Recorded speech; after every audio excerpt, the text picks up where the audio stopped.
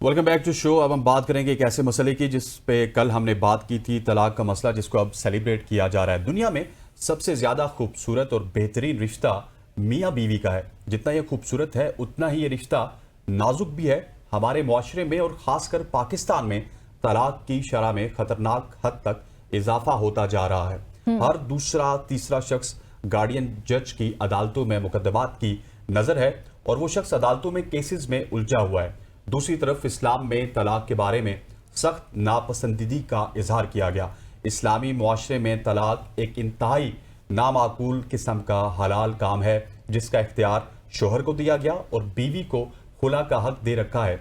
अल्लाह ताला ने सूरह तलाक पे फरमाया कि ऐ नबी सल्लल्लाहु अलैहि वसल्लम, जब तुम अपनी बीवियों को तलाक देने का इरादा कर लो तो उनकी इद्दत का ख्याल करते हुए तलाक दो और तलाक के बाद उनकी इद्दत शुमार करते रहो और अल्लाह से डरो जो तुम्हारा रब है।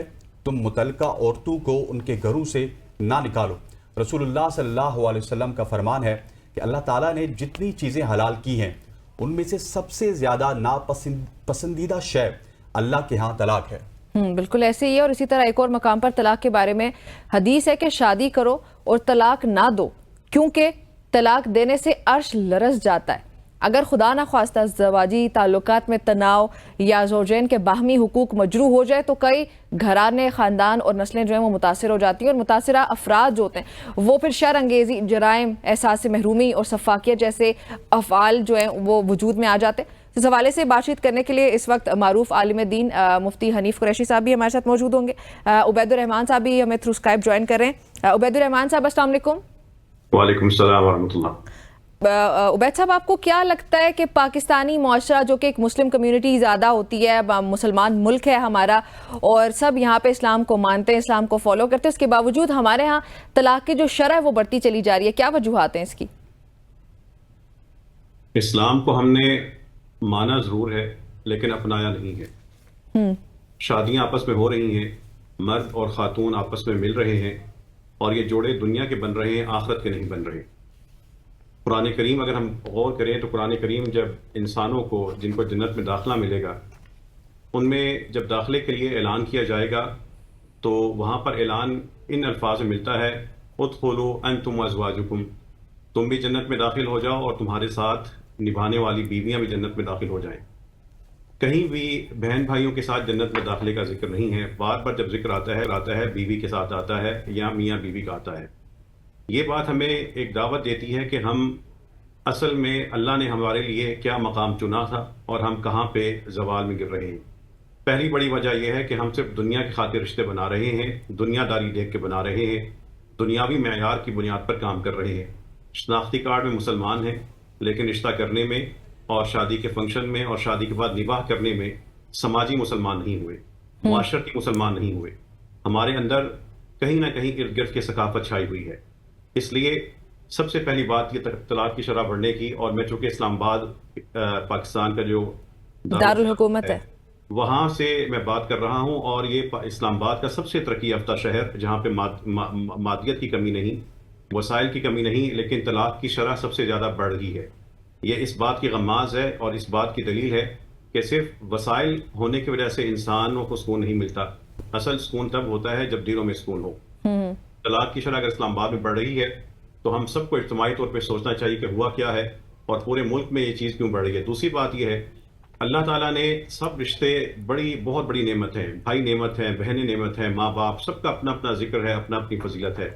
लेकिन कुरान बतौर ख़ास मियाँ बीवी के दरमियान कहता है वजाल बैनकुम मवद्दतन व रहमा, अल्लाह ताला ने तुम दोनों के दरमियान चाहत और मोहब्बत रख दी है। वो चाहत और मोहब्बत कहाँ ख़त्म होती है?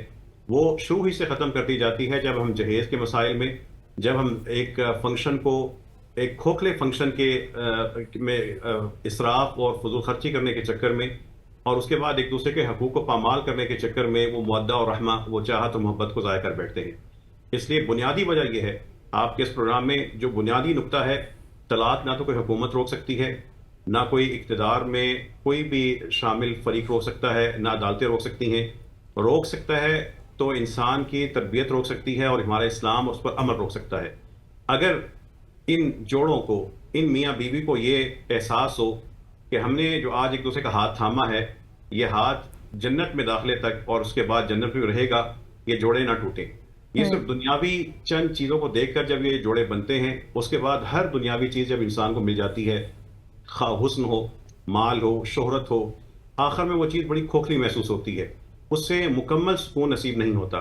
اس لیے جب دنیا کی خاطر جوڑے بن رہے ہیں تو پھر یہ ٹوٹنے ہی ہیں، ان میں دراڑیں آنی ہیں. بالکل ایسے ہی ہے مولانا صاحب، آپ نے بڑی خوبصورت بات کی کہ دنیا کی خاطر جب جوڑے بنتے ہیں تو ان کو ٹوٹنا ہوتا ہے. ملک پاکستان کی ایک اور معتبر آواز جناب مفتی علامہ حنیف قریشی صاحب ہمارے ساتھ موجود ہیں.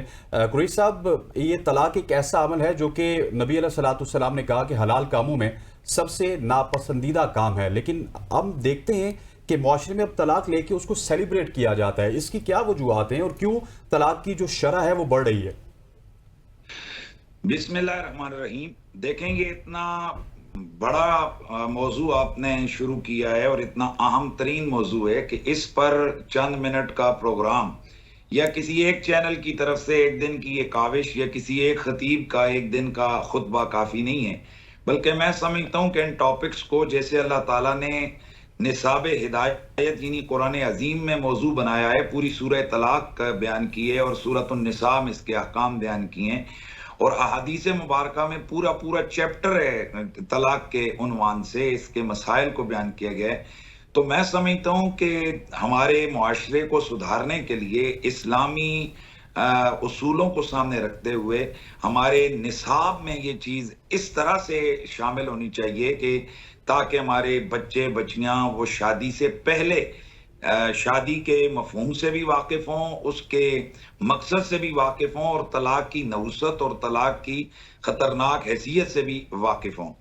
ہمارے ہاں بدقسمتی سے جیسے کہ میرے سے پہلے پارٹیسپینٹ نے فرمایا ہے کہ ہمارا سب سے بڑا المیہ اور مسئلہ یہ ہے کہ ہم نے اسلام کو چھوڑا ہے. میں دعوے سے کہتا ہوں کہ اسلام ماں کی گود سے لے کر قبر میں جانے تک آپ کی ہر حوالے سے رہنمائی کرتا ہے، اور ہمارے تجربے میں کیا پوری یہ خارج میں آن دی سپاٹ موجود ہے کہ جو لوگ اسلامی اصولوں کے مطابق چلتے ہیں وہ ماشاءاللہ وہاں ان گھروں میں سکون بھی ہے اور وہاں پر طلاق بھی نہیں ہے اور باقی بھی جھگڑے کچھ بھی آپ کو نظر نہیں آئیں گے. تو بنیادی طور پر جب ہم اللہ اور اس کے رسول کے احکام سے منہ پھیرتے ہیں تو ظاہر ہے جب اللہ رسول سے ہم دور ہوں گے تو پھر ماں کو بیٹے کا، بیٹے کو ماں کا حقوق پتہ نہیں ہوں گے، اسی طرح بیوی کو شوہر کے، شوہر کو بیوی کے حقوق کا ادراک نہیں ہوگا، اور یہاں سے دلوں میں نفرت اور پھوٹ پڑے گی اور نتیجہ جا کر طلاق تک پہنچتا ہے.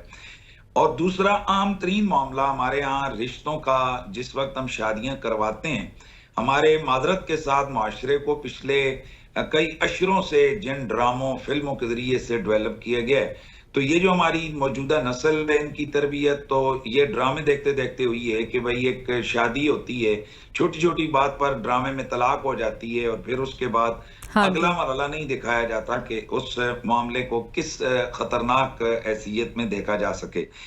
اب ہمارے یہاں سب سے بڑی بات یہ ہے کہ والدین جب رشتہ کرواتے ہیں تو اس وقت وہ دولت، شہرت اور خاندان اور اپنی ناک کو سامنے رکھتے ہیں، وہ مستقبل بچے اور بچی کا اور وہ حقیقت کو سامنے بہت کم رکھتے ہیں، جس کا نتیجہ پھر دونوں خاندانوں میں وہ نباہ نہیں ہوتا. اور بہت ساری دفعہ پھر جیسے ہمارے اسلام نے کہا تھا کہ کف کو تلاش کرو، تو کف کے بغیر شادیاں جو ہوتی ہیں ان کا رزلٹ بھی طلاق تک پہنچتا ہے. پھر جو اسلام نے کہا تھا اللہ کے نبی نے کہ سب سے پہلے عورت کا دین دیکھو، اخلاق دیکھو، اور باقی دولت، حسن اور باقی خاندانی نسب یہ بعد میں دیکھو، ہم نے دین اور اخلاق کو سب سے آخر میں رکھا ہے اور اس کے دولت اور اس کے نسب اور اس کی حسن کو ہم نے پہلے رکھا ہے. تو یہ بہت ساری ایسے میں سمجھتا ہوں کہ ایلیمنٹس ہیں جن کی وجہ سے ہمارے معاشرے میں طلاق بڑھتی جا رہی ہے.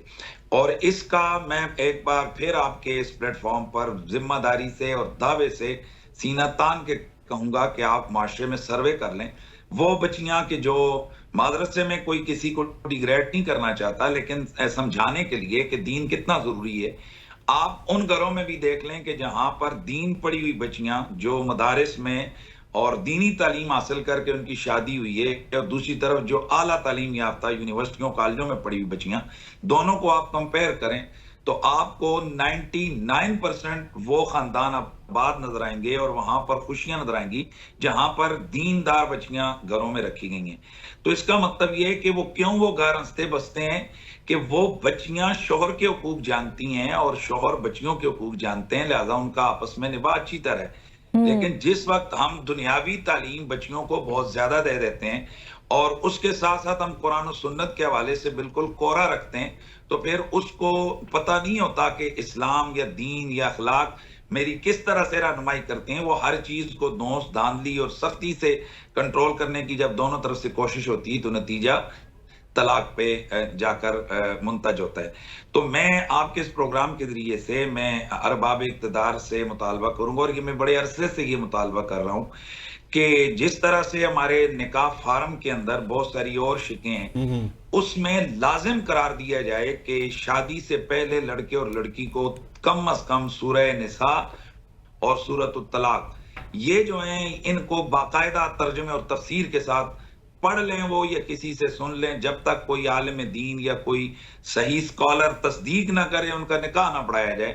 یہ ایک قانونی حوالے سے میں کہتا ہوں اگر یہ چیز آ جائے ضروری ہے اور یہ بہت اچھے انداز سے جب بچے بچیوں کو یہ پتہ چل جائے گا کہ شوہر کے حقوق کیا ہیں، بیوی کے حقوق کیا ہیں، تو میں دعوے سے کہتا ہوں کہ یہ آپ کی ریشو طلاق کی بہت نیچے آئے گی. مفتی جی بالکل صاحب مفتی صاحب آپ کے ساتھ اسی ٹاپک پہ ضرور بات کریں گے، ہمارے ساتھ رہیے گا. مولانا عبید صاحب کی طرف چلتے ہیں. مولانا صاحب آپ نے بہت ساری بچیوں کی شادیاں بھی کروائی ہیں، اس حوالے سے بھی ہمیں بتائیے گا، اور آپ کے جو یہ کام ہیں اس کے حوالے سے آپ کا کیسا ایکسپیرینس رہا، اور جو پوائنٹ مفتی صاحب نے ریز کیا کہ ہمیں اسلامی تعلیمات کو انکلوڈ کرنا ہوگا اس کو اوورکم کرنے کے لیے.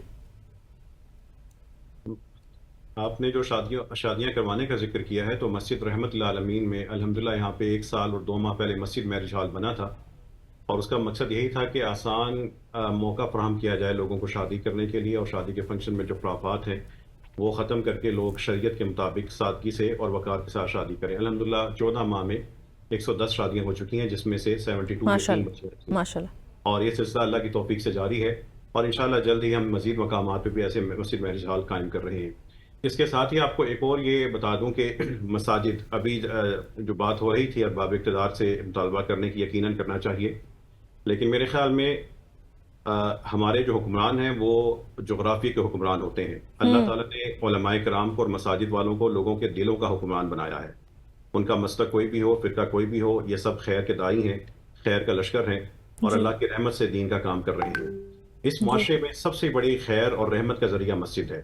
مسجد جن تمام سماجی معاملات کا آپ ذکر کر رہے ہیں ان سب کا ازالہ اور اس کی اصلاح مسجد کر سکتی ہے. مسجد رحمت للعالمین میں فیملی کونسل قائم ہے.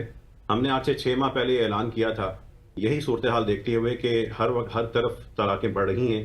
کوئی ایسا ادارہ نہیں ہے جو لوگوں کو روکے، سمجھائے اور بیٹھے بات کروائے اور لوگوں کو جوڑے. مسجد رحمت للعالمین نے اعلان کیا تھا کہ طلاق نہ دینا، مسجد آ جانا. وہ شوہر جو طلاق دینے پہ تلے ہوئے ہیں یا دے چکے ہیں لیکن ابھی عدت چل رہی ہے، وہ مسجد آ جائیں. مسجد ان کی تربیت کر دے گی، سمجھائے گی، اللہ کی رحمت نازل ہوگی. اور اسی طرح دوسرا اعلان تھا طلاق نہ لینا، مسجد آ جانا. یہ جو غصے میں آ کے طلاق 2-3 سال کے اندر نہ طلاق لے رہی ہیں 1 یا 2 بچوں کے بعد، بس یہ سمجھتی ہیں کہ بچہ اب ہو چکا، اب تو شوہر ہماری ہر بات مانے گا ورنہ بلیک میل کریں گے. یہ واقعی چیزیں خواتین میں بھی موجود ہیں. تو جب ہم نے اعلان کیا تھا تو 50 کیسز ہمارے پاس آئے، جن میں سے تقریباً 36 کیسز میں ہم نے طلاق روک لی اللہ کی توفیق سے. کچھ 2-3 کی طلاق ہو گئی، باقی کے معاملات چل رہے ہیں. تو یہ مساجد کے ذریعے، اور آپ جیسے جو ٹی وی چینل جو سنجیدہ شو کرتے ہیں ان کے ذریعے اگر ہم یہ صرف یہ قدم اٹھا لیں کہ مساجد اعلان کر دیں کہ طلاق دینے سے پہلے مسجد آ جاؤ، طلاق لینے سے پہلے مسجد آ جاؤ، رجوع کرنے کے وقت کا ہی شاید کوئی فائدہ اٹھا لیں. جی، لوگوں کا چونکہ شہروں میں آپس میں میل جول نہیں ہوتا، ایک گھر میں رہ رہے ہیں، پڑوسی مداخلت نہیں کرتے، اس کو پرائیویسی کے خلاف سمجھتے ہیں، میاں بیوی کی لڑائی ہوتی ہے، طلاق کا لفظ نکلتا ہے اور اس کے بعد جنگ شروع ہو جاتی ہے. یہ اگر اس وقت شہروں کے اندر چونکہ ایسا کوئی ادارہ موجود نہیں ہے جو لوگوں کو ملائے بٹھائے، جہاں پہ ہر کوئی جا کے اپنا شکوہ بھی کر سکے اور اس پہ اعتبار بھی کر سکے.